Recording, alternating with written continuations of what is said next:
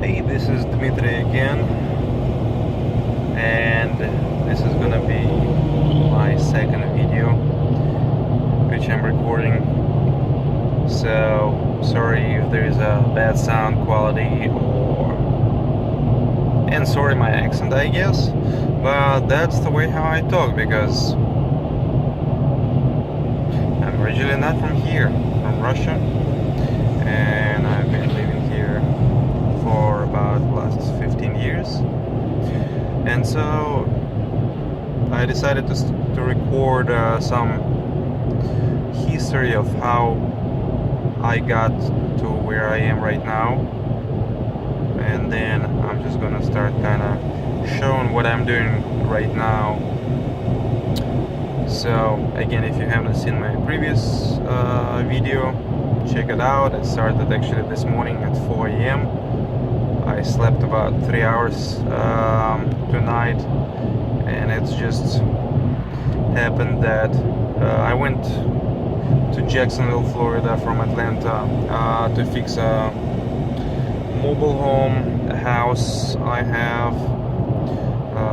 Tenants was living there on a rent-to-own basis, but they decided not to execute the option to buy the place, and so they moved out, and we now fixing it so we can sell it, either sell it or to put it to rent-to-own.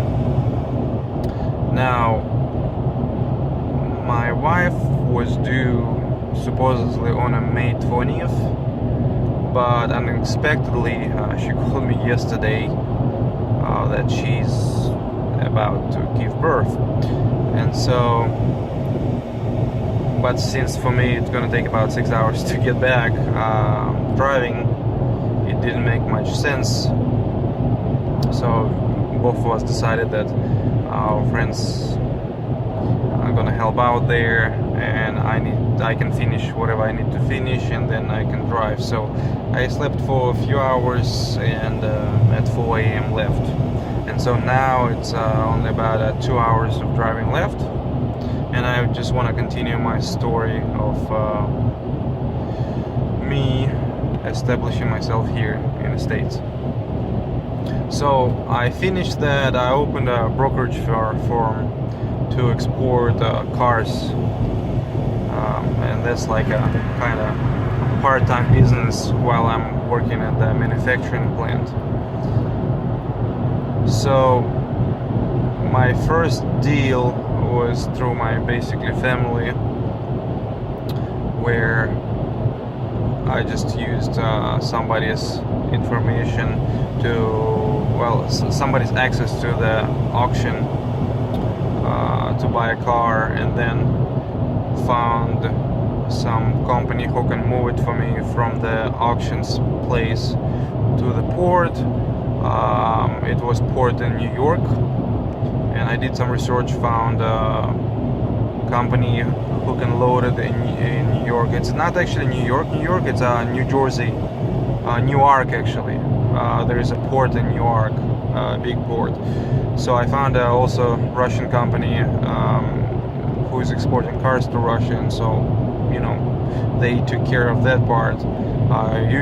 Normally cars was shipped to Finland, Kotka, and from Finland it would be just driven to Russia.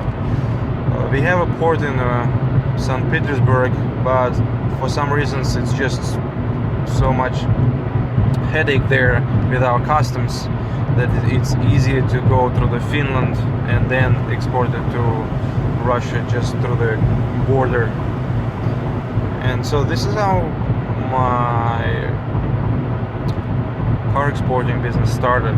So again, it was part-time, it wasn't like happening all the time. So there was first car, and then exported a few more cars, again through the parents, and then parents decided, my mom actually decided to basically, okay, well, they need a car, so I sent them a car. I mean, they transferred me money. Then a friend of theirs also needed a car, so we bought the car for them. and then we bought another car so they can resell there on the market, and it worked out well. And then after a few times like this, on a local market there, somebody asked them, well, hey, how did you get this car? And so they explained that their son lives there, and so this is how I actually got first new customer who had a small dealership there of used cars, and so they needed more cars, and their current supplier, they was not satisfied with him, and so they decided to try me out, and so I started helping them to get some cars. And again, in the meantime, I was working full-time at the manufacturing plant. Then a few years passed by, and I got promoted to be a sales manager at the same manufacturing plant. So I was basically working in the office, just picking up the phone, getting orders and so on. Since I had expertise by that time with CNC machines and what we can do and what we cannot, it was kind of easy for me transition to sales, because I knew right away what we can do and what's the best way to do it and what's the cheapest way to do it. So I was doing sales, and then at some point of time I again got promoted to regional sales manager. So I was covering whole Florida basically, sales, and it was going good, especially with exporting some cars, some extra income on the side. It was pretty cool. Now, the way how exporting business worked for me, basically for each car I want to export, I just was adding some money on the top. So for example, somebody want to buy a car, and I'm just taking a flat fee for bidding it for them, winning it, and then I was taking another small fee for delivery. Let's say delivery costs, like to the port, $300, so I add, let's say, $100 on the top, and so it's costing client $400. And then again, we bought it on auction for $5,000, let's say, and I made another $100, and so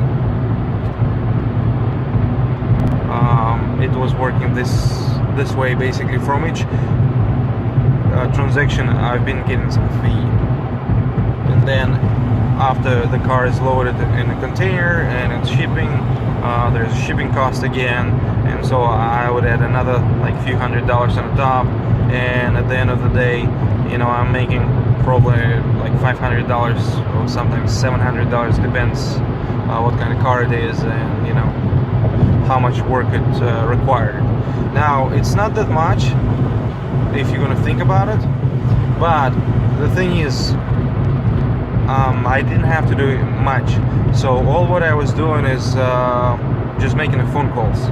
So making a phone call for somebody to bid it for me, making a phone call for somebody to pick it up for me from the auction, and then making another phone call to somebody loaded in container and ship it. Yeah, there was some paperwork involved. I had to fax some paperwork, sign some paperwork, transfer the money obviously to all these companies in between, but it wasn't really hard work, so it was really nice. I really enjoyed it, but I think right around 2007, it was like end of 2006 and beginning, I think, 2007, in Russia there was some changes. By that time I already had some few good accounts who is buying cars, more expensive cars. Land Cruisers was really popular at the time, and also I was exporting some expensive cars like limousines for the wedding services. They really like American limousines, and so I was exporting that as well. but customs on the Russian border have changed drastically, and it became basically unfeasible. It wouldn't make sense to export anything because the customs would be so expensive. The reason why the Russian government done it, so they can promote more of domestic sales of domestic product. Like there is only few Russian companies who is making cars, and they wanted to promotion the sales because more and more people start buying foreigner cars, and this is how they wanted to protect their market, which is, I guess, kind of normal thing. But for me it was very kind of, for my business it was devastating, because by that time I started buying some cars myself, investing my money. So before it was always clients' money, so they would transfer money to me, and I would buy it using their money. But by that time, again, business was doing, like I would say, well, and I started generating some money, and I decided to, let me scale a little bit up my operations. And so I started buying few cars here and there, and exporting them, myself, and then my parents would sell them there, and it would be much bigger profits, not just 500-700 here and there, but I can make on each car, like if the car costs, let's say 15,000-20,000, like decent good cars, I can make 5,000 profit. And again, it's not that difficult of the business. I didn't have to do much, but they changed the rules really quick, and as soon as they changed it, basically cost of going through the customs raised really quite a bit. And so they kind of announced it, but the thing is that once the car in a container, it takes about a month of up to like 45 days for the car to get to the Finland, and then it takes another like 10-15 days to get it to Russia. So there's a really like kind of process. And so once the car is in the process of going there, like there's no way back. And so it changed in the middle of me having a few cars in a shipping, and also obviously all our other customers stopped buying it right away. And so my cars which were shipped there, I had to take a hit, because again there was no way for me to just leave it in Finland. Like I didn't have any connections there, so I was not able to sell it there. And so I had to pay this extremely expensive customs, and then brought it to Russia, and basically sold it as I would normally do. But I lost a lot of money basically on these few cars.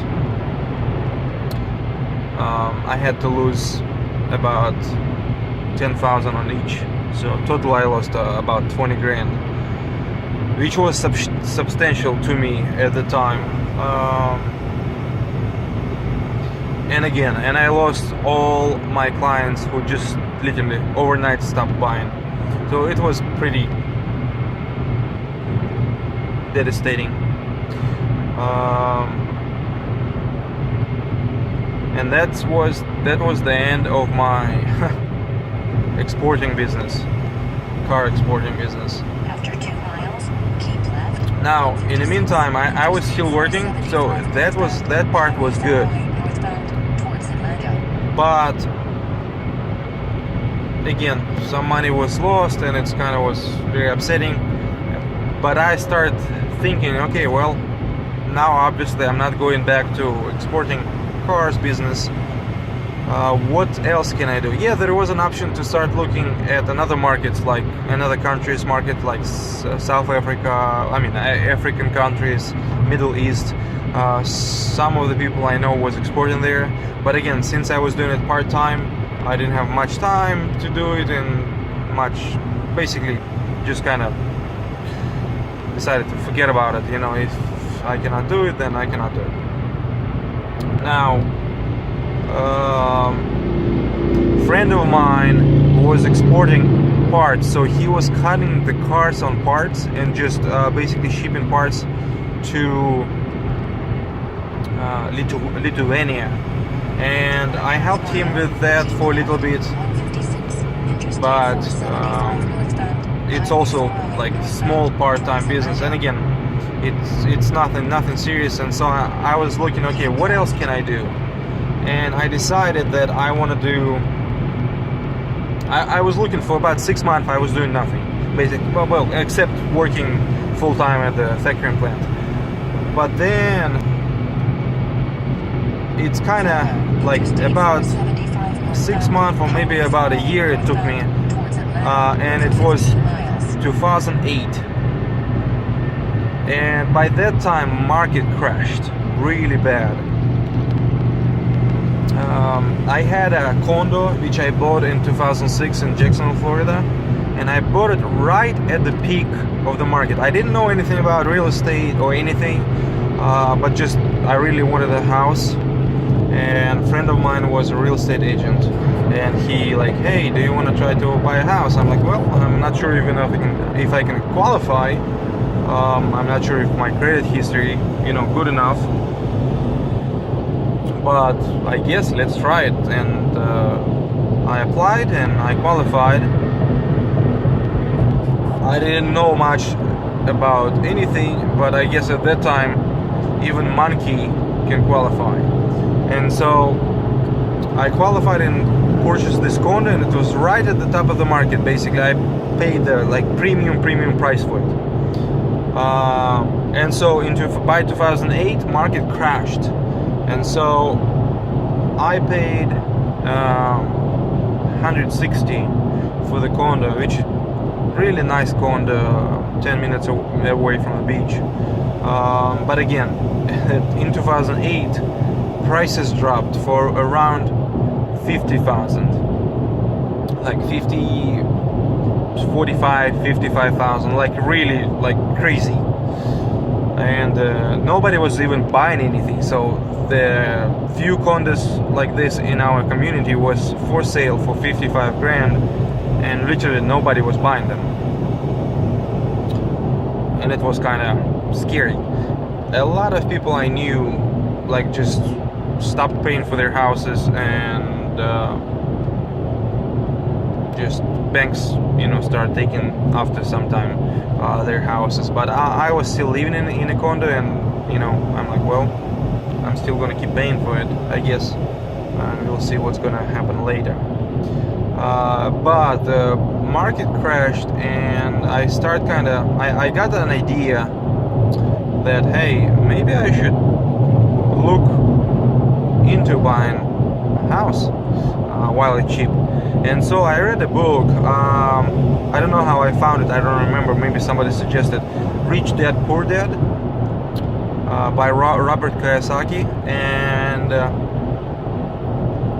I don't remember like how, but I read his another book, and honestly I don't remember the name of it, but at that book it said something, if you're interested in real estate, you probably should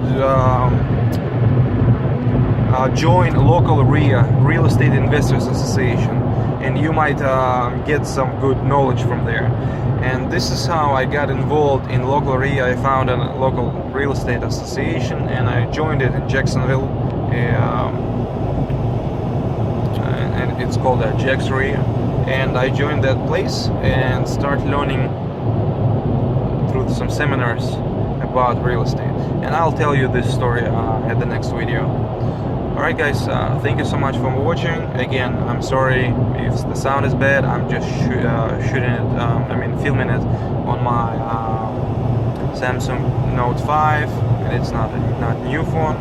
And I hope you can hear me well. And again, maybe later on I'll pick up some ideas how to film better, and hopefully gonna get more experience. But as of right now, that's it. I'm excited that I'm going back to Atlanta, because I'm gonna gonna see my newborn son, which was born yesterday, and hopefully I'm gonna be able to film it. My wife's still at the hospital. Everything is fine. She's happy and she's saying everything is good. So actually in about like 2 hours, a little bit less now, hour 40 minutes, I'm gonna be going there, and I'm planning to film there. So just stay tuned, and I'll show you my lovely wife and my newborn son. All right guys, thank you so much, and I'll talk to you soon.